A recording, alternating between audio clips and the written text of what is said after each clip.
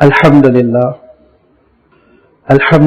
رب العالمین والصلاة والسلام علی سید المرسلین وعلی آلہ واصحابہ اجمعین اما بعد فقد قال اللہ تبارک وتعالی فی القرآن المجید والفرقان الحمید اعوذ باللہ من الشیطان الرجیم بسم اللہ الرحمن الرحیم هو الله الذي لا إله إلا هو الملك القدوس السلام المؤمن المهيمن العزيز الجبار المتكبر سبحان الله عما يشركون هو الله الخالق البارئ المصور له الأسماء الحسنى يسبح له ما في السماوات وما في الأرض وهو العزيز الحكيم صدق الله العظيم. بزرگوں اور دوستو، اللہ تعالیٰ کی صفات اور اس کے اسماء حسنہ پر یہ 25ویں مجلس ہے، جس میں ہم انشاءاللہ اللہ تعالیٰ کی ایک صفت جو صفت حکیم کہلاتی ہے اس پہ غور کریں گے. اللہ تعالیٰ کی ان صفات پر اور اسماء حسنہ پر غور کرنا یہ ہمارا ایک دینی فریضہ ہے. اللہ تعالیٰ کے اسماء حسنہ پر تدبر کرنے سے ایمان مضبوط ہوتا ہے، اللہ تعالیٰ کی ذات سے تعلق بڑھتا ہے، معرفت خداوندی پیدا ہوتی ہے اور اس کے احسانات جاننے کے بعد محبت الہی پیدا ہوتی ہے، جو اہل ایمان کا شعار ہے والذین آمنوا اشد حبا للہ. ایمان والے اللہ تعالیٰ سے خوب محبت کرتے ہیں. پھر اسماء حسنہ سمجھ لینے سے اور اسماء حسنہ کا ادراک کرنے سے، ان کو کیچ کرنے سے، ان کو اخذ کرنے سے دعاؤں میں قبولیت کا امکان زیادہ ہو جاتا ہے، کیونکہ بندہ جب دعائیں کرتا ہے تو حسب حال جیسی اس کی ضرورت ہے وہ اس نام سے اللہ تعالیٰ کو پکارتا ہے، اللہ کی رحمتوں کو متوجہ کرتا ہے. قرآن مجید میں اللہ کے رسولوں اور نبیوں کی جو دعائیں وارد ہوئی ہیں، ان دعاؤں میں آپ دیکھیں گے بکثرت اللہ تعالیٰ کی صفات کا حوالہ ہے، رحمان الرحیم کا، غفور الرحیم کا، عزیز الجبار کا. لہذا دعاؤں کی قبولیت کا بھی یہ اسماء حسنہ ذریعہ بنتے ہیں. اور ایک بہت بڑی عجیب و غریب اسماء حسنہ سے واقفیت کی برکت ہوتی ہے. وہ برکت یہ ہوتی ہے کہ بندے مومن کے اندر اللہ تعالیٰ کی صفات کا ایک عکس پڑتا ہے. اگر اللہ رحمان ہے تو بندے مومن اوروں پہ مہربان بنتا ہے. اللہ تعالیٰ رزاق ہے، بندے مومن اللہ تعالیٰ کے رزق کو عام کرنے والا، لوگوں کو کھانا کھلانے والا بنتا ہے. اللہ تعالیٰ غافر الذنب ہے، غفار ہے، غفور ہے. بندے مومن کے اندر عفو و درگزری کا جذبہ پیدا ہوتا ہے. اسی وقت اس پر ایسی زیادتی ہوتی ہے رشتہ داروں کی جانب سے، دوست احباب کی جانب سے، کہ اس کا جی چاہتا ہے وہ بدوا کرے، لیکن اللہ تعالیٰ کے دربار میں وہ التجا کرتا ہے کہ اے غفار، میں نے معاف کر دیا، تو مجھے معاف کر دے. تو اللہ تعالیٰ کی جو صفتیں ہیں اس کا ایک عکس پڑتا ہے اخلاق پر، کردار پر. اس طرح بندے مومن کا کردار بہت بلند ہو جاتا ہے. اسی لیے آپ دیکھیں گے اللہ تعالیٰ نے خود اپنے رسول صلی اللہ علیہ وسلم کی صفات میں رؤوف رحیم کا تذکرہ فرمایا، بالمؤمنین رؤوف الرحیم فرمایا. حالانکہ رؤوف اللہ کی صفت، رحیم اللہ کی صفت، لیکن اللہ کے رسول صلی اللہ علیہ وسلم نے ان صفات کو جذب کیا. آپ کے اندر بھی وہ رأفت، شفقت، محبت امت پر پیدا ہو گئی جو اللہ تعالیٰ کی اپنی مخلوق پر ہے. لہذا یہ ایک تیسرا فائدہ ہے، جہاں ایمان مضبوط ہوتا ہے، جہاں دعاؤں کا قرینہ آتا ہے، وہیں ہماری اخلاقی زندگی پر بہت غیر معمولی اثر مرتب ہوتا ہے. اسی لیے اللہ کے رسول صلی اللہ علیہ وسلم تاکید کرتے تھے کہ اللہ تعالیٰ کے ان ناموں سے واقف ہونے کی کوشش کرو، اور فرماتے تھے جس نے ان ناموں کا احاطہ کر لیا، اخذ کر لیا، سمجھ لیا، برت لیا، فقط دخل الجنہ، हदीस का ये ताकीदी लहजा है जिसका तर्जुमा लफ्जी तौर पर अगर हम करें तो कहेंगे जिसने अल्लाह ताला के 99 नामों को समझ लिया, अख्स कर लिया, तो वो जन्नत में दाखिल हो गया। फकत दखलल जन्ना, इसको फेले माजी कहते हैं। फेले माजी पर भी फकत दाखिल किया गया है और ताकीद इन्फेसाइज कर दिया गया कि दाखिल हो चुका है, ऐसा आप तर्जुमा कीजिए। तो अल्लाह के रसूल सल्लल्लाहु अलैहि वसल्लम जो इतनी ताकीद फरमा रहे हैं उसकी वजह ये है कि ये अस्माए हुस्ना को जानने की वजह से, समझने की वजह से एक जिंदगी में गैर मामूली तब्दीली पैदा होती है और बहुत ही मुस्बत असर पड़ता है। हमारे बर्रे सगीर में जरा इस सिलसिले में सुस्ती है और अगर बुरा न माने तो गफलत है। अस्माए हुस्ना के सिलसिले में वो तवज्जो नहीं है जो होनी चाहिए। लिहाजा हमारी ये मजलिस बहुत अच्छी मजलिस है, काबिल मुबारकबाद है वो मुंतजिमीन जिन्होंने इस मजलिस के इनेकाद की कोशिश की, अगरचे वो हाजिर हो न हो, बहरहाल कोशिश तो उन्होंने की कि यहाँ हम अल्लाह ताला के इस घर में खुद उसकी सिफात समझने के लिए जमा हुए हैं। और जैसे मैं अर्ज करता रहता हूं, ये कुरान मजीद की कुंजियां हैं, इनसे आप कुरान मजीद से भी करीब होंगे। अभी मैं लफ्ज हकीम पे आने वाला हूं, कितनी कसरत से कुरान मजीद में आया है से पता चलेगा कि जब हम हकीम समझेंगे तो लाजमी बात है उतनी आयतें हमको समझने में आसानी होगी।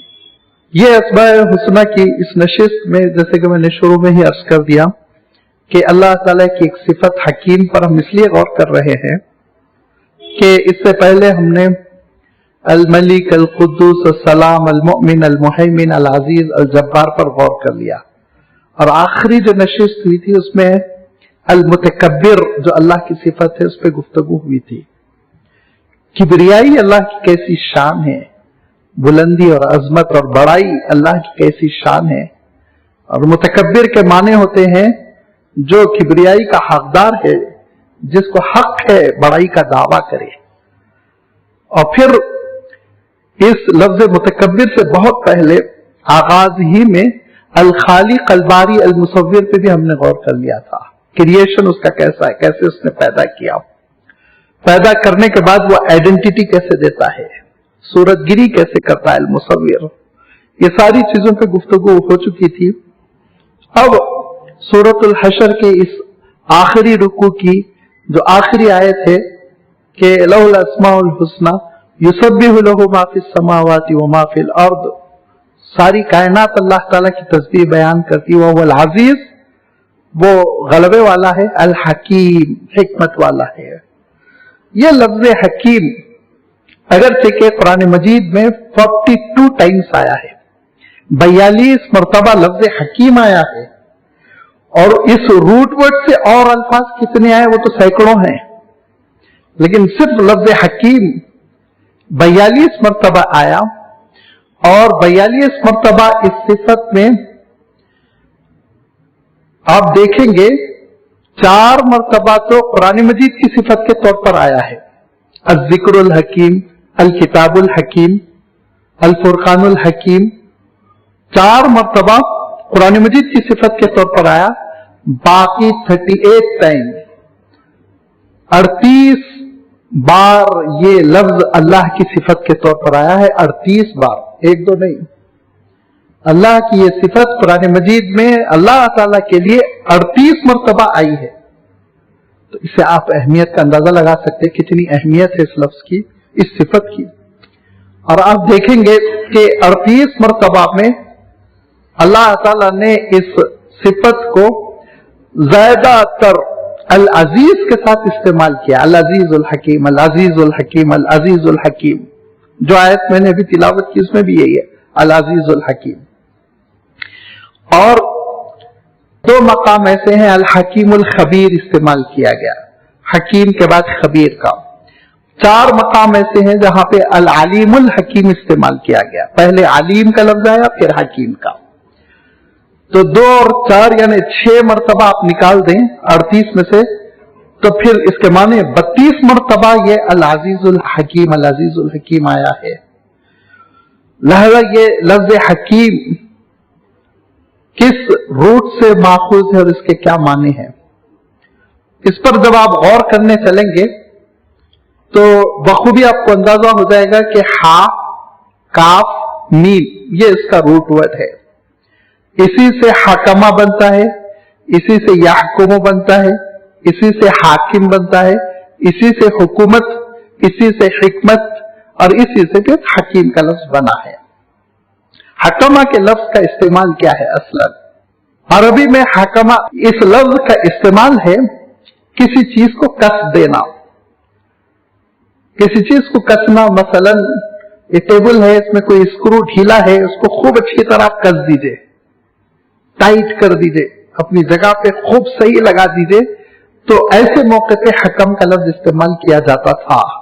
फिर ये लफ्ज आगे बढ़ा और इस लफ्ज का इस्तेमाल होने लगा घोड़े को जब लगाम अच्छी तरह कस दी जाए तो अहकमल फरसा के लिए, कि घोड़े की लगाम कस दी गई, टाइट लगा दी गई, झोल नहीं छोड़ी गई, इधर उधर मुंह ना मार सके, वो अच्छी तरह लगा दी गई।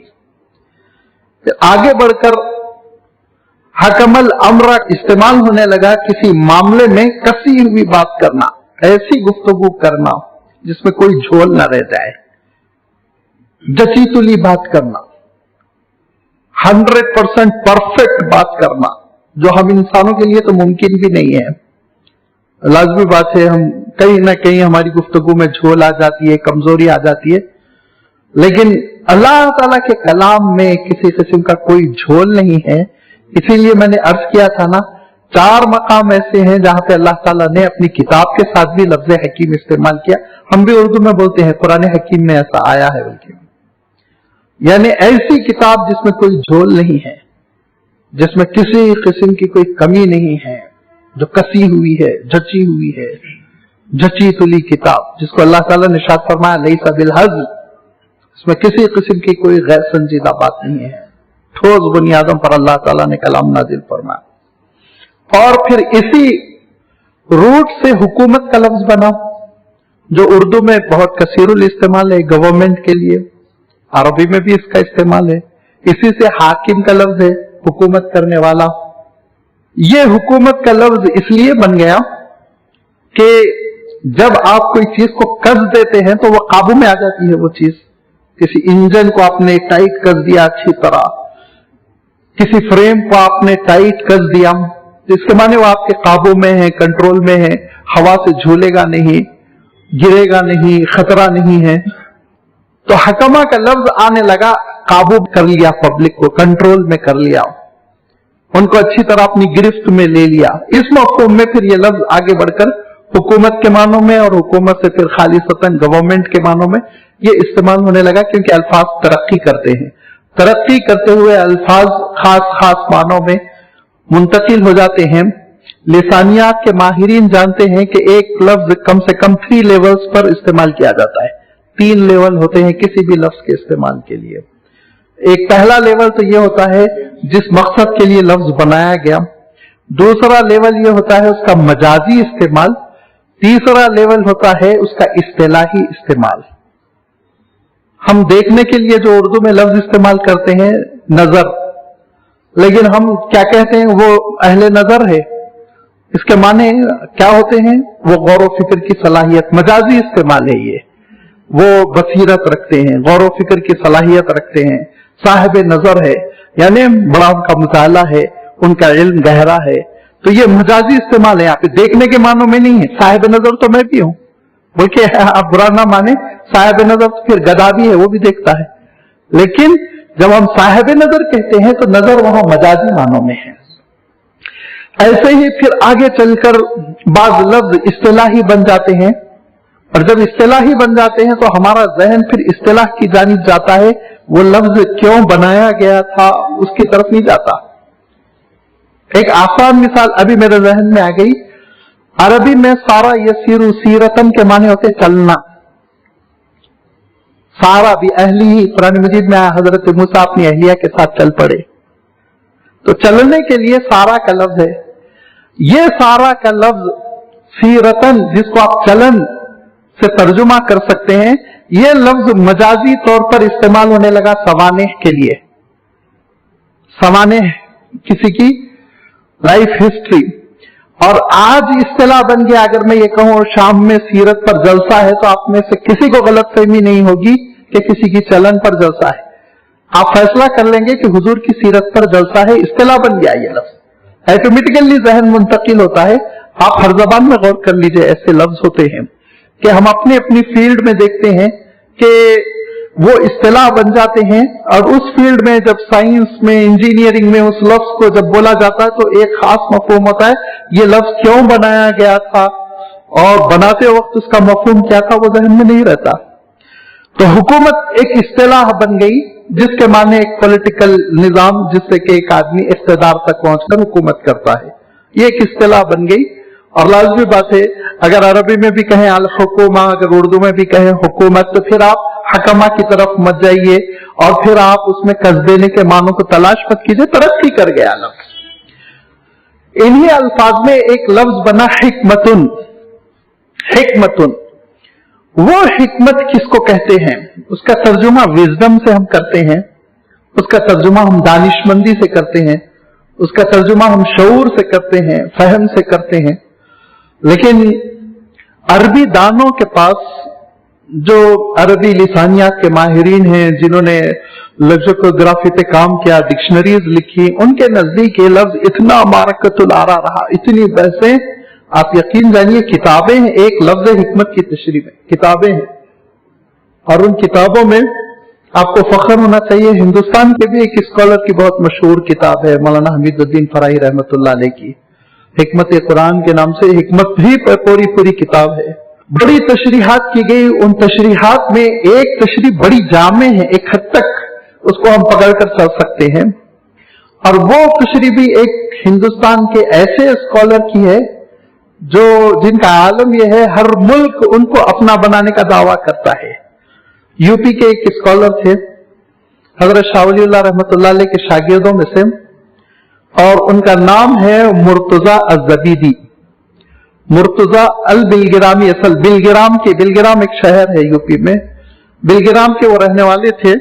लेकिन उन्होंने हजरत शाह वलीउल्लाह रहमतुल्लाह अलैह से दिल्ली में 20-22 साल की उम्र में तालीम हासिल की, आगे बढ़ गए और उसके बाद वो मिस्र पहुंच गए और मिस्र से हिजरत करते हुए यमन पहुंच गए और यमन में ज़बियत मकामी नाम पर वफात हो गई, वहीं मदफून है, इसीलिए उनको ज़बीदी कहने लगे उस इलाके के एतबार से। लेकिन है वो हिंदुस्तानी स्कॉलर असलन। अब यमन वाले कहते हैं वो यमनी है, क्यों? इतना बड़ा आलिम है, कोई मुल्क नहीं चाहता उनको छोड़े। और मिस्री कहते हैं वो मिस्री है, और हम हिंदुस्तानी बेचारों की तो कोई आवाज ही नहीं सुनता। असलन वो बेसिकली हिंदुस्तानी बिलगिराम के रहने वाले हैं। उनका कारनामा क्या है? उन्होंने एक आला मेयार की डिक्शनरी लिखी जिसका नाम है ताजुल उरूस। बड़े बड़े 6 वॉल्यूम्स में वो छपती है, बहुत ऊंचे मेयार की। स्कॉलर्स उसको इस्तेमाल करते हैं, पीएचडी स्कॉलर्स और रिसर्च स्कॉलर्स, और जो अरबी उलूम पर और अरबी की लिसानियात पर काम कर रहे हैं वो इस डिक्शनरी को देखते हैं, ताजुल उरूस। वो डिक्शनरी ऐसी है कि जब मिस्र वालों को खबर हुई तो वहां के बादशाह ने कहा आप ये डिक्शनरी हमको दे दीजिए। तो कहा नहीं, मेरा अपना काम है, मैं भी इस पे तनकीद कर रहा हूं, चेक कर रहा हूं। तो बादशाह ने कहा कि आपकी जो औराक है उसको तौलेंगे और जितना सोना उसके वजन में होगा मैं आपको दे दूंगा। अब बादशाहों का जमाना था, उनके ज्यादा खिलाफ भी जाने में खतरा रहता था। आजकल भी देख लीजिए आप सऊदीया वगैरह जाकर के बोलने को तो खादिमुल हरमैन शरीफैन है, बाकी ये कि ज़िबाह करने में बड़े माहिर होते हैं। जो उनके खिलाफ गया उसका किस्सा तमाम हो जाता है, तो कहाँ बादशाहों की मुखालिफत मोल ली जा सकती है। लिहाजा उन्होंने सोचा कि ऐसा ना हो, यही मार डाले। तो उन्होंने वो डिक्शनरी बादशाह को दे दी थी और उतना बादशाह ने वादा पूरा किया, उतना सोना तौल कर जो जितना औराक का वजन था 10-15 किलो, उतना सोना उनको दे दिया। वो फिर यमन आगे बढ़ गए। मैंने अर्ज किया ना, यमन में सुकूनत इख्तियार की, वहीं वफात हो गई, निकाह भी किया था वहां। ये मौलाना मुर्तजा ज़बीदी रहमतुल्लाह अलैह, जो बहुत बड़े लुगत दान थे, लिंग्विस्टिक, और जो जबरदस्त किस्म की इन्होंने ये डिक्शनरी लिखी ताजुल उरूस, छपती है, आज भी छपती है, अवेलेबल है मार्केट में, आप मंगा सकते हैं। उन्होंने इसकी तशरीह करते हुए लफ्ज हिकमत की जो तशरीह करते हुए लिखा है ताजुल उरुस में, वो बहुत दिल को लगती है। उन्होंने हिकमत की तारीफ करते हुए लिखा, अल-मारिफतु बिहक़ाइक़िल अशिया व तंज़ीलुहा मंज़िलतहा। किसी भी चीज की सही हकीकत से वाकिफ होना, किसी भी चीज की, अशिया शैउन की जमा है, तो किसी भी चीज की सही जो उसकी खुसूसियत है उससे वाकिफ होना और उसको उसके मौके पर इस्तेमाल करना, ये भी कहा, और उसके सही मौके पर उसको इस्तेमाल करना।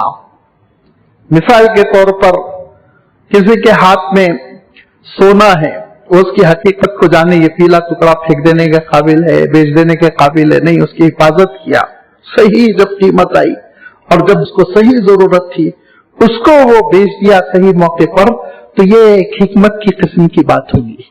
यह हिकमत जिसकी उन्होंने तशरीह की, और तशरीह करने के बाद से लफ्ज हकीम का मफहूम बताया गया कि वो जात जो अशिया की हकीकत से वाकिफ हो, सारी चीजों की असल जो हकीकत है, ओरिजिनली उसकी क्या कैफियत है, उससे वो वाकिफ हो और उनको उनके मौके पर इस्तेमाल करे और उनको उस जरूरत के मुताबिक इस्तेमाल करे जिस जरूरत में उस चीज को लगना चाहिए। लिहाजा जब ये अल्लाह ताला की सिफत बनेगा तो उसी एतबार से बनेगा, और बंदों की सिफत बनेगा तो फिर बंदों के एतबार से। इस हिकमत को, इस दानिशमंदी को, इस बसीरत को, इस विजडम को अल्लाह के रसूल सल्लल्लाहु अलैहि वसल्लम इरशाद फरमाते थे, अल हिकमतु दाल्लतुल मोमिन।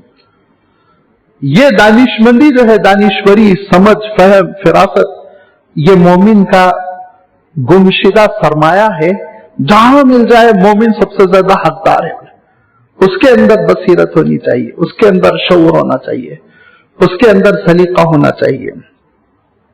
और अल्लाह ताला ने तो इसके सिलसिले में जो इरशाद फरमा कि जिसको हिकमत दे दी गई, वमन युअतल हिकमता फक़द ऊतिया खैरन कसीरा, उसके लिए खैर का खजाना खोल दिया गया। इरशाद फरमा, दानिश्वरी अगर मिल गई और वो विजडम मिल गई जिसकी वजह से तुम सोसाइटी के इंटेलेक्चुअल हो गए, तो फिर याद रखो, ना बैंक बैलेंस की जरूरत है, ना गाड़ियों की, ना बंगलों की, फिर तो तुम सर पे बिठाए जाओगे। लिहाजा ये वो हिकमत, ये वो दानाई जिसको अल्लाह के रसूल सल्लल्लाहु अलैहि वसल्लम मोमिन का गुमशुदा माल कहते हैं, ये वो हिकमत, ये वो दानाई है जिसके बारे में मैंने भी एक इशारा किया था कि जब अल्लाह के लिए इस्तेमाल होगा तो उसका मफहूम दूसरा होगा, मखलूक के लिए इस्तेमाल होगा तो दूसरा होगा। इस बुनियाद पे मुफस्सिरीन ने हिकमत की तशरीह करते हुए उसके 3 लेवल्स बताए हैं, 3 लेवल बताए हैं। एक है हिकमत जाती, और दूसरा है हिकमत अताई, और तीसरा है हिकमत इक्तिसाबी। इसको हम थोड़ा सा समझ लें। हिकमत जाती ये अल्लाह की सिफत है, ये अल्लाह की जाती चीज है। इसको अभी समझने के लिए थोड़ा आगे बढ़ जाए कि अल्लाह की जाती कैसे है। कि हिकमत अताई कहा गया, ये अल्लाह की जानिब से अता होने वाली नेमत है जो नबूवत और रिसालत की शक्ल में अता होती है। नबी और रसूल से बढ़ के कोई हकीम नहीं हो सकता। इसीलिए अल्लाह ताला ने नबियों के तस्करे में फरमाया, शददना मुल्कहु व आतैनाहुल हिकमा।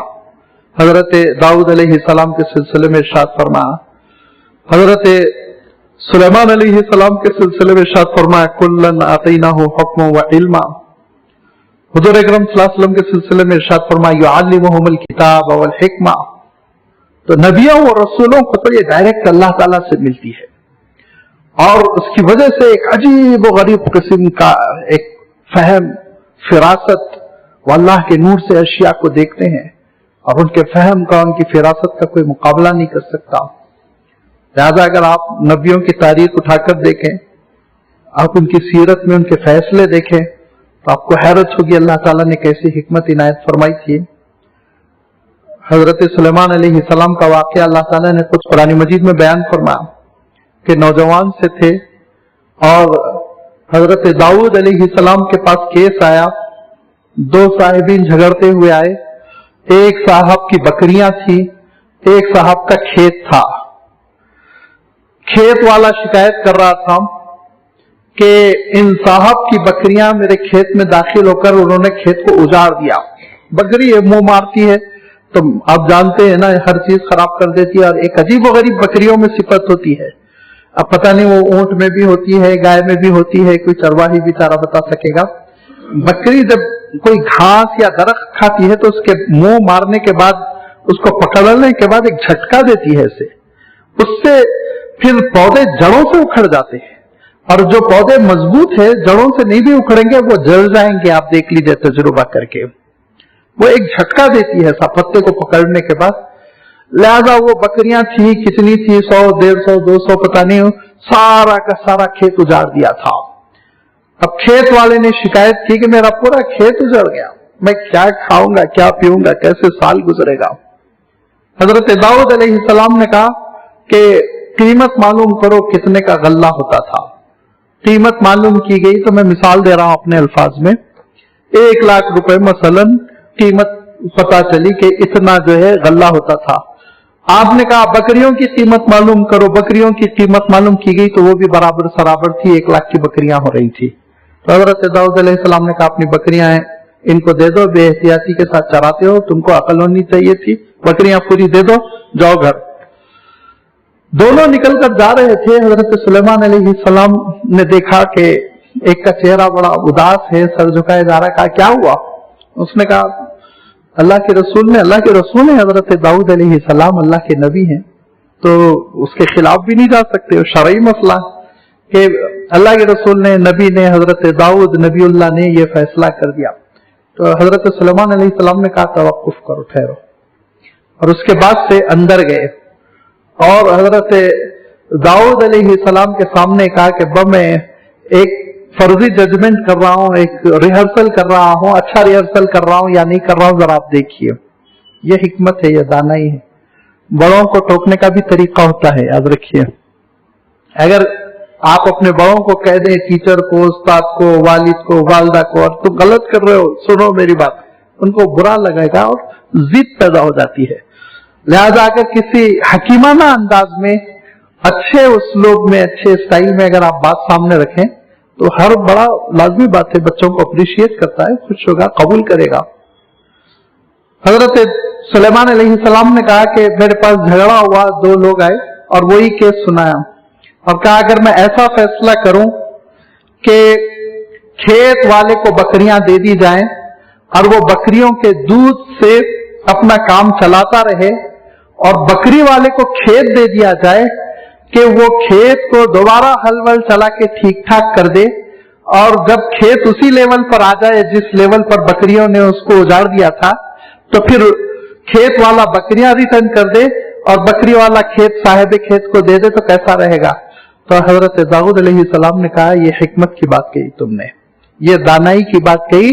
कुल्लन आतैना हो हुक्मन व इल्मा, अल्लाह ताला इरशाद फरमाता है हमने हर दो को हिकमत दी थी कि हजरत सुलेमान अलैहिस्सलाम ने हकीमाना अंदाज में केस को सॉल्व किया। हजरत दाऊद अलैहिस्सलाम की हिकमत वो जिद बनकर नहीं आई, उसको कबूल किया, आपने अप्रिशिएट किया और फिर वैसे ही किया गया। तो ये एक शऊर, एक दानाई, समझ और तह तक जाना मामले में, ये वो हिकमत है जिसके बारे में मैं अर्ज कर रहा था कि अंबिया अलैहिस्सलाम की वो क्या होती, अपाई होती है, गिफ्टेड, गॉड गिफ्टेड आप तर्जुमा कर सकते हैं, अल्लाह ताला की जानिब से मिलती है। इसीलिए बहुत सारे मकामात पर कुरान मजीद के मुफस्सिरीन और मुतर्जिमीन ने हिकमत का तर्जुमा नबूवत ही से कर दिया। लेकिन लाज़मी बात है ये हर जगह नहीं चल सकता। बंदों के साथ जब हिकमत का लफ्ज आएगा, गैर नबी के साथ जब यह लफ्ज आएगा, तो वह हिकमत इक्तिसाबी होती है। हिकमत इक्तिसाबी के माने ये होते हैं कि उसके लिए आपको मशक करना पड़ेगा, मेहनत करना पड़ेगा, रियाजत करना पड़ेगा। जब तक कि किसी भी चीज की रियाजत नहीं होती उस चीज में इंसान माहिर नहीं बन सकता। आप देख लीजिए दुनिया के किसी भी फन में, आप देख, शेर और शायरी में आप देख लीजिए, अल्लाह ताला अगर सलाहियत दिया हुआ है तो इसके बावजूद मुसाफिर साहब बैठे हुए मेरी तारीफ करेंगे, जब तक कि असातिज़ा का कलाम ना पढ़ा जाए, अच्छे शोरा का कलाम ना पढ़ा जाए, आपका ज़ौक़ नहीं निखरता है। कोई पहलवान बनना चाह रहा है, जिस्म बहुत मोटा ताजा है, पहलवान बन जाएगा? नहीं, कसरत करनी पड़ेगी उसको, रोजाना कई कई घंटे वर्जिश करनी पड़ेगी, और यही नहीं, उस्ताद से मशवरे लेने पड़ेंगे, उनकी निगरानी में इसको आगे बढ़ना पड़ेगा। तो दुनिया के हर फन का मसला है कि अल्लाह ताला सलाहियत रखता है, लेकिन जब तक कि मश्क न हो, रियाजत न हो, मेहनत न हो, वो सलाहियत निकल के नहीं आती। हिकमत के सिलसिले में अल्लाह ताला इरशाद फरमाया कि हिकमत हासिल करना हो तो फिर तुम सूरह बनी इसराइल पढ़ो। बनी इसराइल में अल्लाह ताला ने वक़ज़ा रब्बुका अल्ला ताबुदू इल्ला इय्याहु, यहां से शुरू किया, अल्लाह के सिवा किसी की इबादत ना हो। तौहीद जो है पहला जीना है हिकमत का, तौहीद नहीं है तो हिकमत नहीं आ सकती। इसीलिए अब देखिए, आप चीजें आपके सामने हल होती चली जाएंगी कि बहुत बड़े हो सकता साइंटिस्ट बने हुए हों, एडमिनिस्ट्रेटर बने हुए हों और डिग्रियों का बोझ लादे हुए हों, लेकिन गैरुल्लाह की दर पर पेशानी झुका रहे हैं। क्यों? हिकमत उनके अंदर दानाई शऊर नहीं पैदा हुआ है, वो तौहीद नहीं है ना उनके अंदर। तौहीद से सोते खुलते हैं, चश्मे फूटते हैं हिकमत के। फिर अल्लाह ताला ने उसमें बंदों के हुकूक का तज़किरा फरमाया, फिर अल्लाह ताला ने उसमें एतदाल का तज़किरा फरमाया। सूरह बनी इसराइल में आप देख लीजिए, वक़ज़ा रब्बुका अल्ला ताबुदू इल्ला इय्याहु से शुरू हुआ ये तज़किरा। 10 सिफात के तज़किरे के बाद अल्लाह ताला इरशाद फरमाता है, ये वो हिकमत और दानिशमंदी के फैसले और अहकाम है जो हम तुमको दे रहे हैं, इनको अपनाओगे तुम्हारे अंदर हिकमत पैदा होगी। ये रियाजत है, ये मेहनत है। जब रियाज करोगे तो लाजमी बात है निखरोगे, और तुम्हारी दानाई, तुम्हारी दानिश्वरी वो तरक्की करेगी, एक शऊर पैदा होगा। ये इक्तिसाबी हिकमत है जो हम सब हासिल कर सकते हैं, और उसके लिए मैंने बता दिया। अब अगर वो तफसीर हम करें सूरह बनी इसराइल की तो एक बिल्कुल दूसरा सब्जेक्ट हो जाएगा। नुस्खा अल्लाह ताला ने हमको दे दिया कि कैसे रियाज करना है, कैसे मश्क करना है, हिकमत तुम्हारे अंदर कैसे पैदा हो सकती है, वो देख लो सूरह बनी इसराइल में। ये तीसरा लेवल है इक्तिसाबी। तो लाजमी बात है हमारी तो इक्तिसाबी है, हम कोशिश करके हासिल कर रहे हैं, अंबिया की अताई है, अल्लाह की जानिब से मिल रही है, और अल्लाह ताला की अपनी जाती है, ना उसको मेहनत करने की नौजुबिल्लाह जरूरत है, ना उसको किसी ने अता किया, हिकमत उसकी अपनी जाती है।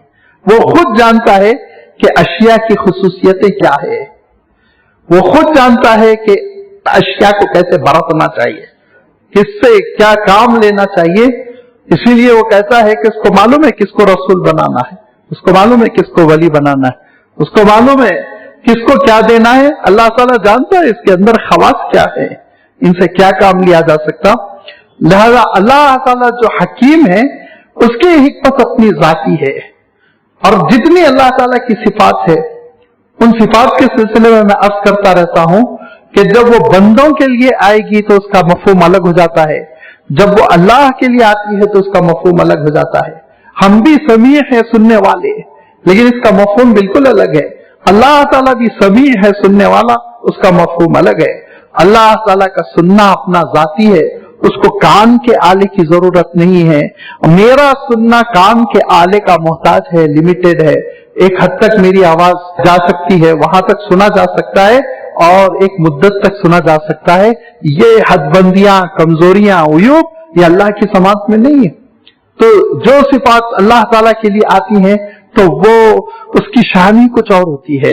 जो सिफात बंदों के लिए आती है उनमें लिमिटेशंस होते हैं, उनमें पाबंदियां होती हैं, उनमें कंडीशंस होते हैं, वगैरह वगैरह। हमारी हिकमत वो हमारे लिहाज से होगी, लेकिन अल्लाह ताला की जो हिकमत होगी वो उसकी अपनी जाती, और उसको आप इतना ही समझ सकते हैं कि बस अल्लाह ताला का वो इल्म, जिस इल्म की बुनियाद पर उसके सही फैसले सादिर होते हैं, ये उसकी हिकमत है।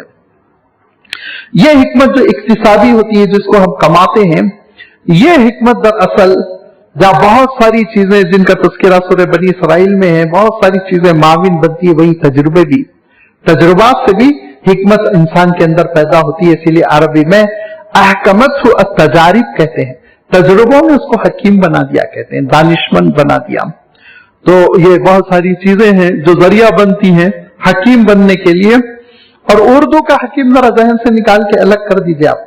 उर्दू के जो हकीम साहब है वो तो बेचारे आजादी हिंद के बाद उनके ऊपर जवाल है, यूनानी मुआलिज, वो आप बिल्कुल गलत फहमी जहन में आप न लाए। ये हम अरबी की बात कर रहे हैं। اردو میں حکیم کہتے ہیں یونانی طریقہ کار سے علاج کرنے والے کو اردو میں، لیکن عربی میں نہیں جانتے وہ، عرب تو یونانی علاج کو بھی نہیں جانتے، انہوں نے نکال کے پھینک دیا، حالانکہ وہی نشو نما پایا، بغداد میں نشو نما پایا۔ یونان سے بغداد کے طبیبوں نے اس کو اخذ کر کے یونانی نام دیا تھا، پھر انہوں نے ترقی دی، خوب ترقی دی، بڑے تجربے ہوئے اس میں، اور ایک سے بڑے معالج پیدا ہوئے، فزیشینز پیدا ہوئے، کتابیں لکھی 18 20 جلدوں میں جو عربی میں آج بھی موجود ہے۔ پھر اس کے بعد ہوا یہ کہ ادھر جہاں عربوں میں زوال آیا اور ادھر یورپین قوموں میں جب ترقی آ گئی، بالخصوص آپ جانتے ہیں کہ 400 سال سے ان کے اندر جو ایک انقلاب شعور، تو انہوں نے ریسرچ کر کر اس کو پھر ایلوپیتھک بنا لیا، اس کو بڑی ترقی دے دی، اور ان کا حق ہے، انہوں نے محنت کی۔ اور ہمارے پاس بر صغیر میں یہ ہوا کہ جو فزیشینز تھے وہ اپنے نسخے چھپانے لگے، ہمارا خاندانی نسخہ ہے۔ ریسرچ جو ہے انسانیت کی میراث ہوتی ہے، یاد رکھیے، آپ اپنے ریسرچ کو چھپا کے مر جائیں گے تو یہ تو آپ اپنے قبر میں نسخے ساتھ لے جا رہے ہیں۔ لہذا حکیموں کی بیاض ہوتی تھی، کاپیاں ہوتی تھی جن کو خاندان والے چھپا لیتے تھے اور ریسرچ کو عام نہیں ہونے دیتے تھے۔ یونانی طریقہ کار پر زوال آ گیا، بری طرح زوال آ گیا، اور آج کل وہ BUMS کرنے والے بھی ایلوپیتھی کا علاج کرنے لگے، کیونکہ دیکھ رہے ہیں کہ اب اسی میں فائدہ ہو رہا ہے، گاہک اسی میں آ رہا ہے، لہذا اسی کو لے کے وہ چل رہے ہیں۔ تو یہ یونانی طریقہ کار سے علاج کرنے والے کو جو ہم حکیم صاحب کہتے ہیں، اس کو مسجد کے باہر رکھیے بھی، حکیم صاحب ہے کوئی، ان کو مسجد کے باہر مت کیجیے، اس مفہوم کو، اس لفظ کو بالکل ذہن میں مت آنے دیجیے۔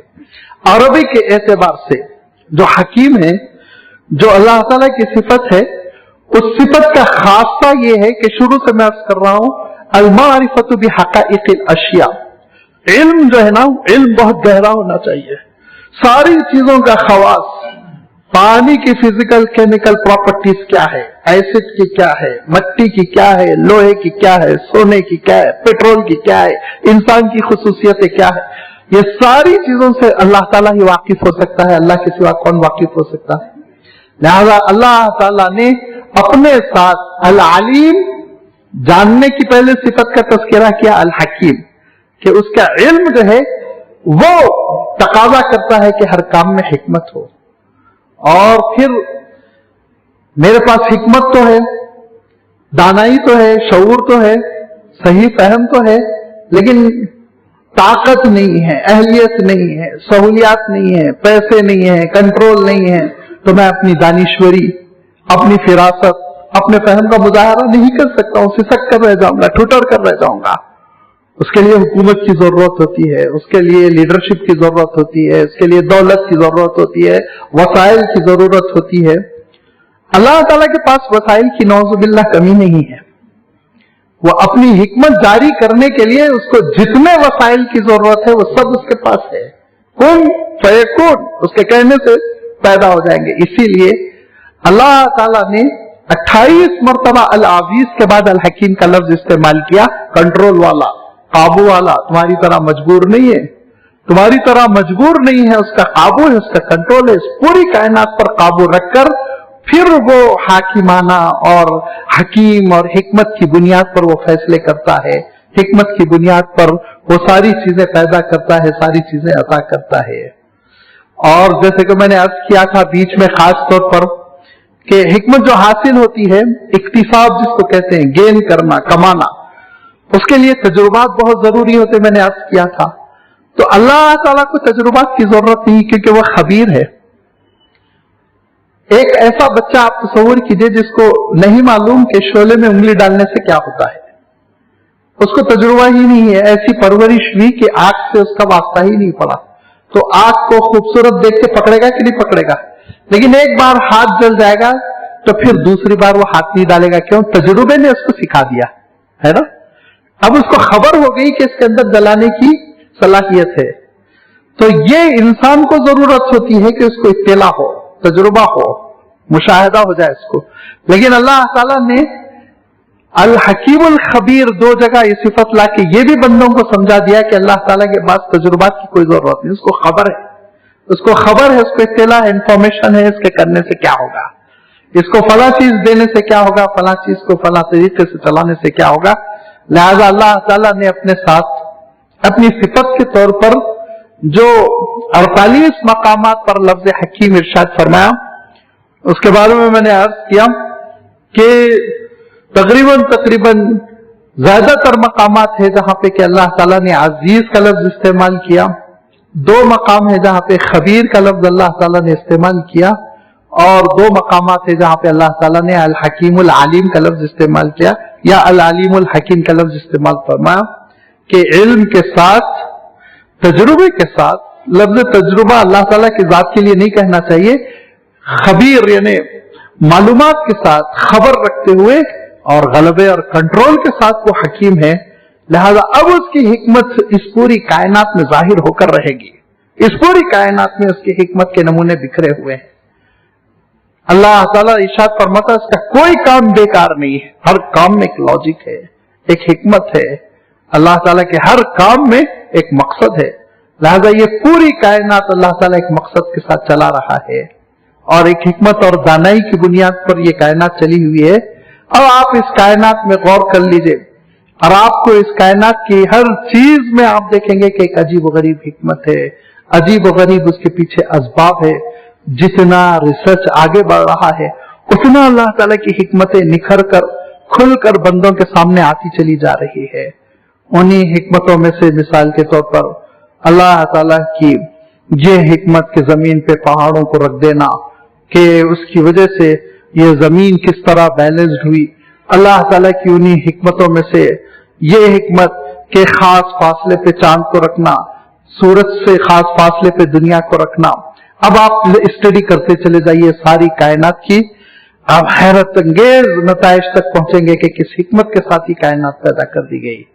और उसी की ये हिकमत है कि उसने हमारे जिस्म के सारे आज़ा में हड्डियां रखी। एक उंगली में 3 हड्डियां हैं, 3 जोड़ है।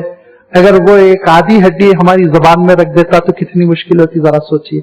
उसको गोश्त का लोथड़ा रखा, खूब उछल सकती है, बोल सकती है, उसको बोलने में कोई तकलीफ नहीं होती। अब आप गौर करते चले जाइए कि इस एक गोश्त के लोथड़े में बात करने की सलाहियत, इसी एक गोश्त के लोथड़े में सारे टेस्ट करने की सलाहियत, सारे चीजों का जायका मालूम करने की सलाहियत। अब ये जायका आप कैसे मालूम करते हैं? अब आप सोचिए, आपके सामने आप पूरी इंजीनियरिंग और पूरी टेक्नोलॉजी के सामने ये चैलेंज आता कि एक ऐसा रोबोट बनाओ जो टेस्ट करके चख के समझ जाए कि ये चीज कड़वी है, मीठी है, तल्ख है, शीरी है, सारे अलग अलग सैकड़ों मजे, सैकड़ों भी नहीं हजारों मजे, ये सबको अलग अलग शनाख्त करे तो उनको कितनी परेशानी आती और वो नहीं नतीजे तक पहुंच सकते। लेकिन अल्लाह ताला ने हमारी जबान में लाखों सुराख रख दिए और उन सुराखों से हमारे जहन को पैगाम पहुंच जाता, ये तेज मिर्ची है, ये नमक तेज है, ये खट्टा है, ये मीठा है, ये कड़वा है, ये अच्छा है, ये बुरा है। क्या निजाम है आप सोचिए, कैसा हकीमाना निजाम है और किस तरह से अल्लाह ताला ने इस ऑर्गन को पैदा किया। और हमारे और आपके जितने ऑर्गन है उसमें अल्लाह ताला ने कोई भी जिस्म का उज़्व ऐसा नहीं रखा जो सिर्फ एक मकसद के लिए काम में आता हो। हर उज़्व ऐसा है जो कई कई मकसद में इस्तेमाल में आता है। ये उसका हकीमाना निजाम है। आप अपने जिस्म पर गौर कीजिए, अपनी नफ्स पर, अनफुस जिसको कहा गया, आप आफाक में गौर कीजिए। इस पूरी कायनात में अल्लाह ताला की हिकमत के मोती बिखरे हुए हैं और उसका हकीमाना निजाम वो हर जगह हमको और आपको नजर आता है। लिहाजा अल्लाह ताला ये इरशाद फरमाता है कि बेशक अल्लाह ताला बहुत ही इज्जत वाला, हिकमत वाला है। इसी गलबे और इसी हिकमत का अंदाजा फरिश्तों को कब हुआ? उस वक्त जबकि अल्लाह ताला ने इरशाद फरमाया कि मैंने ये फैसला किया है कि एक पुतले खाकी में रूह फूंक कर उसको आदम बनाऊंगा और उसकी सलाहियत ये होगी कि उसमें एक जनरेशन खत्म हो जाएगी तो दूसरी जनरेशन आएगी। इन्नी जाइलुन फिल अर्ज़ि खलीफा, और वो जमीन पर आबाद होगा और जमीन उससे मामूर होगी, जमीन उससे आबाद हो जाएगी। तो फरिश्तों ने ये सोचा कि एक जनरेशन जाएगी, दूसरी जनरेशन आएगी, तो एक जनरेशन को हटाने के लिए, पुश करने के लिए आने वाली जनरेशन जिद्दोजहद करेगी तो खून खराबा होगा, झगड़े होंगे, लड़ाई होगी, कभी कभी बाप को भी जेल में डाल दिया जाएगा। ये सब खतरे हैं। तो फरिश्तों ने कहा अल्लाह जहां तक इबादत का ताल्लुक है, नहनु नुसब्बिहु बिहम्दिका व नुक़द्दिसु लक, हम आपकी इबादत के लिए काफी है।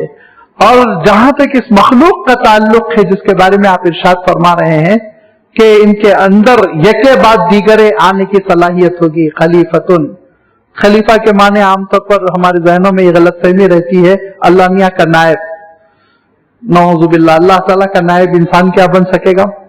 ये खलीफतुन के माने, खलफा के माने होते हैं अरबी में एक के बाद दीगर आना।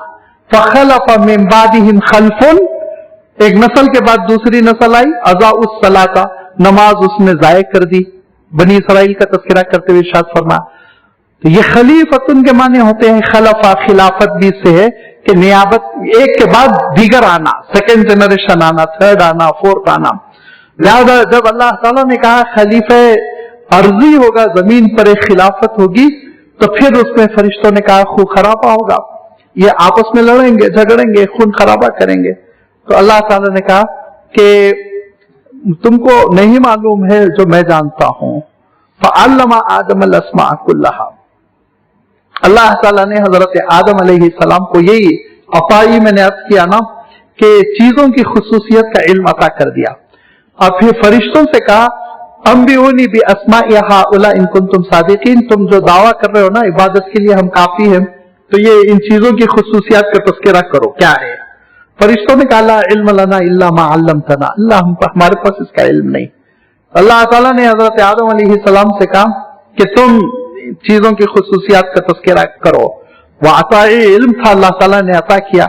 हजरत आदम अलैहिस्सलाम ने अस्मा और मुसम्मयात का तज़किरा शुरू कर दिया, तो उस पर फरिश्तों ने कहा इन्नका अंतल अजीजुल हकीम, अल्लाह का कोई काम हिकमत के बगैर नहीं, हर काम में हिकमत है, हर काम में एक सबब है, एक लॉजिक है कि आपने इस मखलूक को वो इल्म अता करा कि ये इक्तिसाब कर सकती हैं, हासिल कर सकती हैं, और इनके अंदर आपने एक इख्तियार रखा जिसकी वजह से ये मेहनत करके आगे बढ़ सकती है।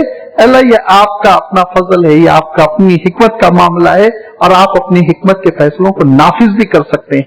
यह अल्लाह की कुदरत का भी उन्होंने एतराफ किया, इन्नका अंतल अजीजुल हकीम, और अल्लाह की हिकमत का भी एतराफ किया। इस हिकमत के साथ अल्लाह ताला ने अपनी किताब नाजिल फरमाई, लिहाजा इसको अल किताब अल हकीम भी कहा गया, जिक्रुल हकीम भी कहा गया, अल फुरकानुल हकीम भी कहा गया कि इस किताब में कोई झोल नहीं है, ठोस बुनियादों पर है, दानिशमंदी है, शऊर है, फिरासत है और फहम है। इसके जो फैसले हैं वो फैसले ऐसे फैसले हैं जो 100% परफेक्ट है अपनी जगह पर, और तयशुदा है, कसे हुए हैं, जचे तुले हैं। इसीलिए इस किताब को न सिर्फ किताब हिकमत कहा गया, बल्कि क्या कहा अल्लाह ताला ने, किताबुन हुकिमत आयातुहु, एक एक आयत हिकमत के खजानों से भरी हुई है, एक एक आयत में दानिशमंदी है, गौर व फिक्र का सामान है। लिहाजा अगर किसी बंदे के अंदर ये ख्वाहिश है, यह तमन्ना है कि उसके अंदर दानिश्वरी पैदा हो, शऊर पैदा हो, उसके अंदर हिकमत पैदा हो, दानाई पैदा हो, तो अल्लाह की किताब से उसको जोड़ना होगा, अल्लाह की किताब का उसको तालिब इल्म बनना होगा। और चूंकि ये उम्मत मिन हैसुल कौम अल्लाह की किताब की तालिब इल्म है, ये उम्मत पूरी की पूरी हामिले किताब है, इसीलिए हुजूर अकरम सल्लल्लाहु अलैहि वसल्लम इरशाद फरमाते हैं कि मैंने अपनी उम्मत में वो हिकमत पैदा कर दी, वो दानाई पैदा कर दी कि लन तज्तमिया उम्मती अला दलाला, मेरी पूरी उम्मत कभी गुमराह नहीं हो सकती टोटली। ईसाई दुनिया पूरे के पूरे गुमराह हो गए, एक भी नहीं बचा। हजरत मूसा अलैहिस्सलाम की उम्मत चंद सालों के बाद पूरे के पूरे हट गए सिराते मुस्तकीम से, एक भी नहीं बचा जो आज हजरत मूसा अलैहिस्सलाम की तालीमात पे हो, एक भी नहीं बचा जो हजरत ईसा अलैहिस्सलाम की तालीमात पे हो। वो दावा कर सके कि मैं हजरत ईसा अलैहिस्सलाम का मजहब 100% 100% में अपनाया हुआ हूं, नहीं दावा कर सकता। बिगाड़ दिया उन्होंने अपने मजहब को, 3 खुदाओं के तसव्वुर, और फिर नस्ली बरतरी, और फिर उसके बाद से ये कहना कि खिंजीर और शराब वो सिर्फ बनी इसराइल के लिए हराम थे, हमारे लिए हलाल। हजरत ईसा अलैहिस्सलाम जिंदगी भर उसको हराम कहते रहे, तुम उसको हलाल कर रहे हो। और हलाल करने के बाद भी ऐसा नहीं कि सिर्फ हलाल है, चलो भाई मुबाह, मतलब ऊंट का गोश्त मुबाह है लेकिन हम डेली नहीं खाते, انہوں نے ایسا حلال کر دیا کہ اس کی زندگی میں عمل دخل روزانہ ان کو چاہیے، خنزیر کا گوشت بھی، شراب بھی، بگڑ گئے، شیطان نے ان کو بگاڑ دیا۔ اللہ تعالیٰ ارشاد فرماتا ہے دلو و ادلو، خود بھی گمراہ ہو گئے، انسانیت کو بھی انہوں نے گمراہ کر دیا۔ لیکن فرمایا میری امت ایسی گمراہ نہیں ہو سکتی، حالانکہ اس امت کو گمراہ کرنے کی بڑی بڑی سازشیں ہوئی۔ حضور اکرم صلی اللہ علیہ وسلم کی وفات کے بعد ہی سے سازشیں شروع ہو گئی۔ حضرت ابوبکر نے مقابلہ کیا، حضرت علی رضی اللہ تعالیٰ عنہ کے دور میں ہوئی سازش، حضرت علی نے مقابلہ کیا، پھر اس کے بعد عباسی دور میں ہوئی، قرآن مجید مخلوق غیر مخلوق کہہ کر اس وقت امام احمد ابن حنبل کھڑے ہو گئے اور ائمہ کھڑے ہو گئے، مقابلہ کرتے کرتے اس امت کا ایک جز ہندوستان میں پھیلا اور الحمدللہ اسلام مسلمان عام ہوئے، پھیل گئے، اور یہاں مسلمانوں کی حکومت، اور پھر یہاں مسلمانوں کی حکومت کے زمانے میں ایک شخص کا سر پھر جاتا ہے۔ اس کا عالم یہ تھا بیچارہ بچپن میں حکمران بن گیا، 16 سال کی عمر میں نہ تعلیم حاصل کر سکا تھا، نہ اساتذہ کی صحبت میں بیٹھ سکا تھا، غرور پیدا ہو گیا، حکومت مل گئی، لہذا اکبر نے دعویٰ کر دیا دین الہی کا، اور اس میں آگ کی پوجا کو حلال کیا، شراب کو حلال کیا، ہندو عورتوں سے نکاح کو حلال کیا، اور ایک نئی شریعت بنائی، اس کے لیے کمیٹی بنائی، اور اس کے لیے دولت لگا دی، پورا سپر پاور بنا ہوا تھا، پوری طاقت لگا دی۔ لیکن ایک جھوپڑی میں بیٹھا ہوا شخص حضرت احمد مجددی رحمت اللہ علیہ، جن کو مجدد الفسانی رحمت اللہ علیہ کہتے ہیں، انہوں نے پنجاب کی ایک جھوپڑی سے کوششیں شروع کی، اکبر کی کوششیں ناکام ہو گئی، اور یہ حکمت و دانائی جو اللہ کے رسول صلی اللہ علیہ وسلم کی میراث تھی وہ زندہ ہے، وہ باقی ہے۔ آج ہر مسلمان یہ دعویٰ کر سکتا ہے کہ میں اللہ کے رسول صلی اللہ علیہ وسلم کے پورے دین پر ہوں، میں وہی نماز پڑھتا ہوں، وہی زکوٰۃ دیتا ہوں، وہی حج کرتا ہوں، اور یہ تو دین کے اہم امور ہے۔ آج ایک مسلمان یہ دعویٰ کر سکتا ہے میں چہرہ بھی اللہ کے رسول کا بناتا ہوں، میں سونے کا انداز بھی اللہ کے رسول صلی اللہ علیہ وسلم کا اپناتا ہوں، میں کھانے کے وقت بھی اللہ کے رسول کے اسٹائل میں بیٹھنے کی کوشش کرتا ہوں۔ یہ حکمت ہے جو اللہ تعالیٰ نے اس امت کو حضور اکرم صلی اللہ علیہ وسلم کے توسط سے نوازی۔ یہ حکمت اور دانائی اس کو نہیں گنوانا۔ میں عرض کرتا ہوں نا، اللہ تعالیٰ کی صفات کا ایک پرتو، اس کا ایک ہماری زندگی پہ ایک عکس پڑنا چاہیے، اور عکس یہ کہ دانشمندی، شعور، اللہ کی کتاب سے تعلق، اور دین بغیر گرد و غبار کے صاف ستھرا دین ہم اپنی زندگیوں میں اپنائیں۔ یہ ہمارے لیے حکمت ہے، دانائی ہے۔ اور ایک دوسرا پیغام یہ ہے کہ سورہ بنی اسرائیل کا وہ رکوع آپ تلاوت کریں، اس میں جو احکام دیے گئے اور اللہ تعالیٰ نے صاف ارشاد فرمایا یہ وہ حکمت ہے اے مومنو جو ہم تم کو عطا کر رہے ہیں، اس حکمت کو ہم عملی طور پر اپنی زندگیوں میں اپنائیں۔ اللہ تعالیٰ اس مفہوم کو اور اس مفہوم کے تقاضے کو دونوں پہ اختیار کرنے اور سمجھنے اور برتنے کا اللہ تعالیٰ ہم سب کو اس کی توفیق عنایت فرمائے۔ وآخر دعوانا ان الحمد للہ رب العالمین۔